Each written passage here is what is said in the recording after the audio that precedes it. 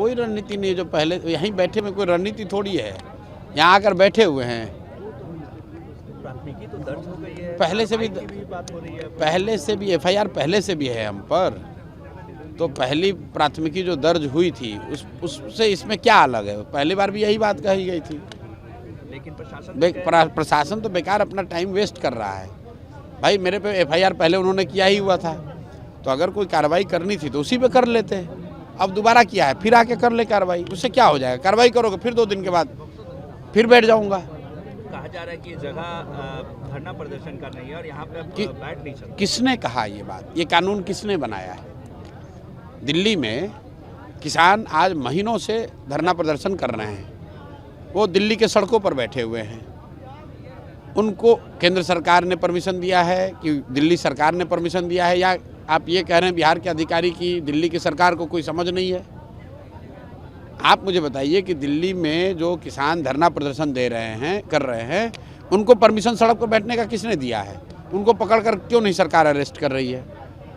और अगर दिल्ली के सड़कों पर कोई प्रदर्शन कर सकता है तो बिहार के गांधी मैदान में कोई क्यों नहीं बैठ सकता है? हम कोई यहाँ हल्लागामा कर नहीं रहे हैं, कोई सार्वजनिक संपत्ति को नुकसान पहुँचा नहीं रहे हैं, चुपचाप बैठे हुए हैं। और सार्वजनिक जगह है, 50, 100, 200 लोग हमारे साथ बैठे हुए हैं।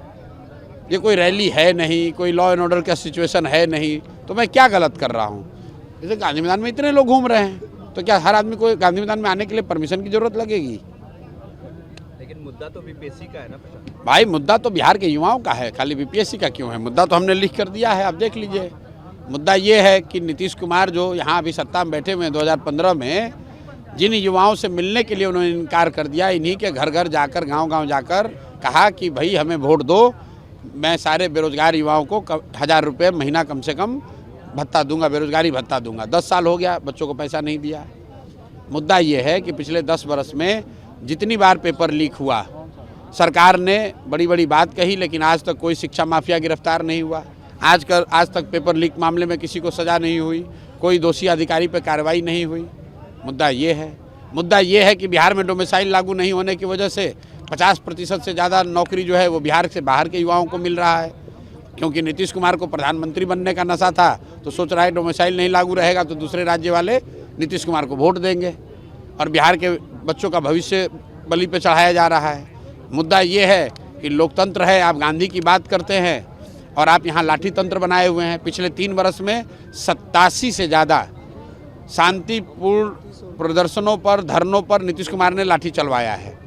आंगनवाड़ियों पर लाठी चलवाया, सरपंचों पर लाठी चलवाया, शिक्षकों पर लाठी चलवाया, मुखिया लोग आए उन पर लाठी चलवाए, सांख्यिकी वाले लोगों पर, मतलब अनगिनत जो भी समाज का वर्ग यहाँ आया है उस पर नीतीश कुमार ने लाठी चलवाई। यहाँ तक कि उनके साथ सत्ता में बैठे हुए भाजपाइयों को दौड़ा दौड़ा के मरवाया नीतीश कुमार ने। तो ये तो पूरा लाठी तंत्र बना दिया है नीतीश कुमार ने, और समाजवाद का ढोंग करने वाले इस व्यक्ति के खिलाफ किसी न किसी को खड़ा होना पड़ेगा।